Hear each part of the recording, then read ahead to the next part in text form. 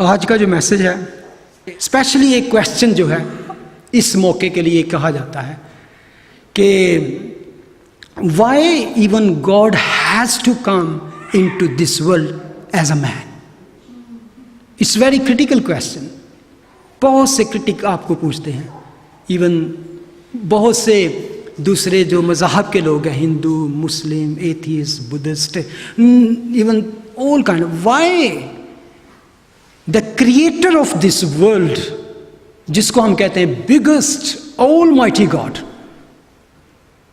और इंसान के सर्च के मुताबिक, जिसने सर्च किया कि 500 मिलियन गैलेक्सीज जिसने क्रिएट किए हैं, और गैलेक्सीज के अंदर पता नहीं क्या क्या है, और ये हमारा प्लैनेट है जो उसके सामने एक स्पेक ऑफ सैंड की मानद है, एक जर्रे की मानद, एक हमारा जो दुनिया है, जो अर्थ है, उसके सामने है।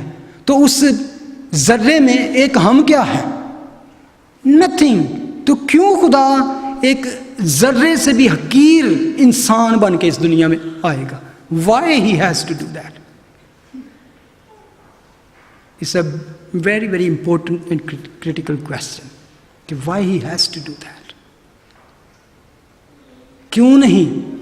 दुनिया में लोग इस तरह का भी क्वेश्चन करते हैं, अटैक करते हैं क्रिश्चियनिटी पर कि if God is so big, powerful और लविंग गॉड भी हम उसको कहते हैं, is a loving God, he is a merciful God, तो व्हाई नॉट ही? दुनिया में इतनी प्रॉब्लम्स हैं, इतनी जंगो जदल है, खून खराबा है, करप्शंस है, पॉवर्टी है, why not he just fix that? We believe he can do that. Yes, he can do that. He just say and he happen. But why he don't do that?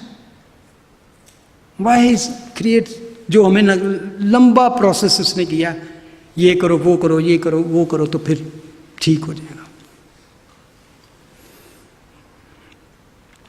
इसके लिए Bible, even बहुत से ऐसे question हैं जो हमारी समझ से बाहर हैं, उसका आंसर हमें नहीं मिलता, लेकिन God have answer for all question you can imagine इस दुनिया में। लेकिन few things or many things we never understand। उसका क्या वजह क्या है? The gap between man and God is so big। वो खलीज जो है ना, वो गैप जो है, वो इतना बड़ा है कि इंसान फैदम नहीं कर सकता। कलाम मुक़द्दस में लिखा है कि इंसान की सोचें और खुदा की सोचें इस कदर फर्क है जिस कदर जमीन आसमान से बुलंद है। हु नोज आसमान और जमीन में कितना फासला है? No one knows. तो इसके बावजूद हम जो जर्रे से भी जर्रे इंसान हैं, क्वेश्चन करते हैं उस जात पर के व्हाई गॉड डू दैट? क्यों खुदा ने ऐसा किया? क्यों खुदा ने ये नहीं करता? तो इसके बावजूद खुदा हमसे प्यार करता है कि हम उसको बहुत सी चीज़ों का ब्लेम देते हैं। लेकिन बाइबल हमें सिखाती है, बाइबल में इन सब चीज़ों का आंसर्स है। एक बात मैंने पिछले संडे भी बच्चों से शेयर की थी। ये हम सब यकीन रखते हैं कि खुदा के मुंह से कोई भी अल्फाज निकलते हैं, the word came out from the mouth of God, the word, वो क्या होता है? परमानेंट हो जाता है, सील्ड हो जाता है, वो एक लॉ बन जाता है, एक कानून, एक शरीयत बन जाती है। आसमान और ज़मीन टल जाएंगे लेकिन मेरे मुंह की बातें कभी ना टलेंगी। That is God. और इन सब बातों को समझने के लिए कि वाह खुदा ने ये किया, we have to understand the purpose of God for humanity. इंसानियत के लिए बनी नो इंसान के लिए खुदा का प्लान क्या था, प्रोग्राम क्या था? We have to understand before we ask this kind of question. कि वाई खुदा ने ये सारा कुछ किया। We need to understand this. और जैसा कि मैंने कहा कि खुदा कलाम करता है तो वो कानून बन जाता है, शरीयत बन जाती है, वो ऐसी एक स्टेटमेंट बन जाती है कि खुदा खुद उसके अंडर आ जाता है, subject to his own word. क्या मतलब कि वो अपने ही कहे अल्फाज को कभी वायलेट नहीं करता, तोड़ता नहीं है, उसके खिलाफ वर्जी नहीं करता, वो कह कर मुकरता नहीं है, वो कह कर चेंज नहीं करता। As we believe all that, हम सब यकीन रखते हैं ये कि खुदा जो कलाम करता है एक दफ़ा उसको वापस नहीं लेता, उसके लिए कानून बन जाता है, शरीयत बन जाती है, खुद भी उसको नहीं तोड़ता, उसके अंडर वो अपने आप को, limited to his own word, वो अपने आप को भी उसके अंडर कर देता है। तो ऐसी ही एक स्टेटमेंट खुदा ने बुक ऑफ जेनेसिस में दी। जेनेसिस चैप्टर 1 वर्स 26 अगर देखें तो उसमें खुदा ने एक ऐसी ही स्टेटमेंट दी। और अगर आप सारी पढ़ें तो वो पहला चैप्टर जो है वो क्रिएशन के बारे में है, क्रिएशन, ठीक है। तो खुदा ने फिर सारा कुछ बना लिया, हर चीज़ कंप्लीट करके उसने रख दी। तो उसके बाद उसने क्या किया, इंसान को बनाकर भी उसने क्या किया, ही गेव अथॉरिटी। वर्स 26 पढ़ें अगर तो लिखा है, फिर खुदा ने कहा, ही स्पोक दैट, हम इंसान को अपनी सूरत पर अपनी शबीह की मानद बनाएं और वो समंदर की मछलियों और आसमान के परिंदों और चौपाइयों और तमाम ज़मीन और सब जानदारों पर जो ज़मीन पर रेंगते हैं इख्तियार रखें। God gave a wonderful statement. उसने कहा, let us make man in our image according to our likeness, let them, ये जो वर्ड है, let them have dominion over the fish, sea, over the birds, air and cattle and over earth, everything on earth, और even अर्थ के ऊपर जो परिंदे उड़ते हैं उन पर, ये सारा कुछ किस खुदा ने इंसान को अथॉरिटी दे दी। जब हम कहते हैं ना, उर्दू में पढ़ते हैं, इख्तियार दे दिया, डोमिनियन।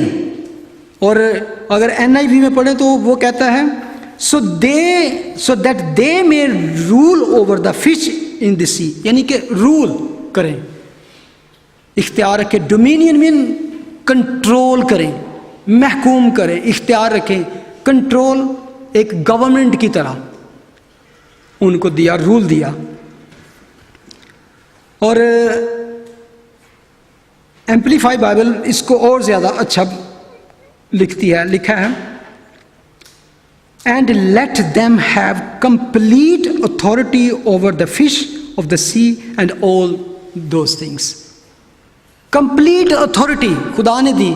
अब शॉकिंग बात पता है क्या है, when God gave this statement, उसने ये नहीं कहा let us rule over the earth, उसने कहा let them, who was them, human being, बनी नो इंसान को। तो जब खुदा ने ये स्टेटमेंट दी, ये वर्ड, ये एक कानून बन गया, एंड खुदा ने उससे अपने आप को लिमिटेड कर लिया। He can not legally interfere the fair of man because he has given authority to man. आप शौक होंगे, ये खुदा जब कह देता ना मैंने ये तुमको दिया, तो खुदा आपकी परमिशन के बगैर उसको टच भी नहीं करेगा। That is how faithful God is. असल में ये प्रेयर के हवाले से जब मैं स्टडी कर रहा हूं, अभी भी कर रहा हूं, तो God is opening so many revelation that we can really understand the mind of God. तो खुदा ने ये स्टेटमेंट लेट देम हैव, कहां पर, जमीन पर, नॉट इन हेवन। अर्थ जो बनाई तो उसने कहा कि ये सब कुछ जो बना के मैंने क्रिएट किया, you have authority over this earth, complete authority over earth. जब ये खुदा बना देता है ऐसा कुछ, तो फिर वो उसमें मुदाखलत नहीं करता। He never violate his own word. अपने कलाम की खिलाफ वर्जी करके खुदा, ये नहीं कि वो कर नहीं सकता, ही week or he has no authority, because he is a faithful, he is a righteous God. वो कह के मुकरता नहीं, उसने जो कह दिया अमर अटल हमेशा के लिए परमानेंट बन जाता है। तो हमें जब खुदा के बातों को और इस सारे सिस्टम को देखते हैं, दुनिया में जो कुछ हो रहा है, तो इस कॉन्सेप्ट के साथ देखते हैं कि why not God fix this things. God did not create corruption, hate, poverty. ये खुदा ने क्रिएट नहीं किया। Who create that? We human create that. Waste में इतना फूड है, इतनी प्रॉस्पेरिटी है, इतना कुछ है कि इतना वेस्ट होता है। आप सबको पता है, आप यहाँ पे रहने वाले दे रहे कितना फूड यहाँ पे वेस्ट होता है। अगर वही शिफ्ट अफ्रीका में या गरीब कंट्री में किया है तो कोई भी भूखा ना रहे। दुनिया में इस वक्त इतनी गंदम, इतना अनाज है कि पूरी दुनिया का हर इंसान 3 दफ़ा 4 दफ़ा सेर होकर खाए तो फिर भी बहुत बच सकता है, लेकिन we don't do that. The greed of man कि मेरे पास होना चाहिए। नेक्स्ट जो आपके नेबर कंट्री है तो क्या, वो चाहे भूखों मर रही है, वहाँ पे पॉवर्टी है, फैमिन है और मरी है, लेकिन we don't just give them, don't help them. कहीं ये भी हमारे हेल्प लेवल पे ना आ जाए तो हम रूल कैसे करेंगे? तो इसमें हम क्या खुदा का हुक्म तोड़ते हैं? कौन सा? Love your neighbour. तो ये खुदा का प्लान नहीं था कि इंसान को इस तरह की मुसीबतों में, दुखों में डाले। तो असल में मैं लाना चाह रहा था कि चाइल्ड जो बर्थ जिसको हम आज बना रहे हैं उसके बारे में, कि क्यों खुदा इंसान की सूरत में यहाँ आया। What was the reason he has to come as a man into this world. So ये समझाने के लिए you have to understand the concept and the purpose of God to create this creation and the Mankind.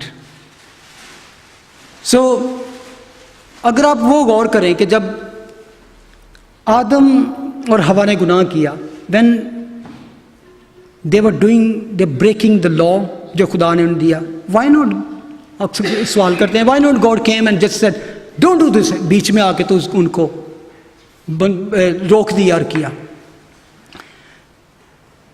Human being, human का मतलब क्या है? कभी आपने सोचा इसके बारे में? What is human being? Human actually word नहीं है, ये बनाया गया 2 लफ्जों से, humus and man. Humus mean dirt and man जो खुदा ने उससे क्रिएट करके उसमें जो कुछ फूका, जो लिविंग बीइंग बना, उसको उसने मैन का नाम दिया, आदम, मैनकाइंड।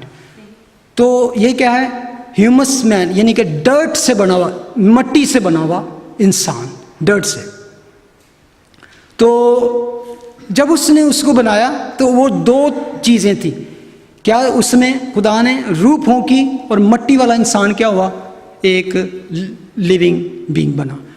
तो इंसान जो हम इंसान है उसमें क्या है? रूह भी है और बदन भी है। बॉडी जो है वो मट्टी है और उसमें रूह जो है वो है एक लिविंग बीइंग, जिसकी वजह से तो ये दोनों चीज़ें मिलके क्या आती हैं? ह्यूमन बनाती हैं हमको, इंसान बनीनो इंसान बनता है मैन, यानी कि स्पिरिट इन डर्ट बॉडी। और उसको जो नाम दिया, लिखा है, हम अगर आप जेनेसिस को किसी गौर से पढ़ेंगे तो इसमें लिखा है कि खुदा ने मट्टी सानी और उस पर दम फूंका और वो जीती जान हुआ। और इन सब और इस ह्यूमन को उसने क्या किया? इस दुनिया का अथॉरिटी दी, कंप्लीट अथॉरिटी। ठीक है, अब इस दुनिया पर only human can have legal authority, जिसमें बॉडी हो और स्पिरिट हो। Without body any kind of spirit on earth is illegal. आप कभी घबरा जाते हैं ना, कभी गोस्ट की और इवल स्पिरिट की, डीमंस की बात करते हैं कि वो क्यों घबरा? They are not legally can stay in this planet earth. This is not their territory. खुदा ने इसकी अथॉरिटी किसको दी है? ह्यूमन बीइंग को, बॉडी एंड स्पिरिट। जितने भी एंजल्स हैं वो क्या है? स्पिरिट्स। जितने भी डीमंस हैं वो spirits. So God is spirit. So God even cannot illegal come to the world. Without body, he cannot interfere into this, the affair of this world. तो क्या खुदा जब वो गुनाह भी कर रहा था ना, आदम और हवा ने गुनाह किया, खुदा सिर्फ ऐसे वॉच कर सकता था, क्योंकि he spirit, he can not come and violate his own word. मुख्तसर ये है, खुदा ने बहुत पहले से वादा किया. जब उन्होंने गुनाह किया तो उसी वक्त खुदा ने कहा, ओके सेटन, मैं पैराफ्राइज कर रहा हूँ, you are breaking and you are violating my children. इनको तू वर्गला रहा है, इस औरत को तूने धोखे से, धोखा देकर मेरा हुक्म तड़वाया है. आप गौर करें, सेटन भी स्पिरिट में उनके पास नहीं आ सका. He has to use the body of snake. Snake की बॉडी यूज करके उनके साथ कलाम किया. He knows and he knows God can not interfere in spirit, इसलिए उसने उनको धोखा दिया. लेकिन खुदा ने भी कहा जब उनको सजाएं सुनाई, ओके सेटन, तूने इस औरत के ज़रिए से मेरा सारा प्लान ख़राब किया, तो मैं इस औरत ही के ज़रिए से, इसकी नस्ल से ऐसा बदन तैयार करूँगा जिसमें मैं लीगली तौर से आके I will crush your head. That was the plan of God. सो फिर फरिश्ते ने कहा मरियम को, क्या ऐ मरियम, तुझ पर फजल हुआ. Praise the Lord. तो this is the time. Amen.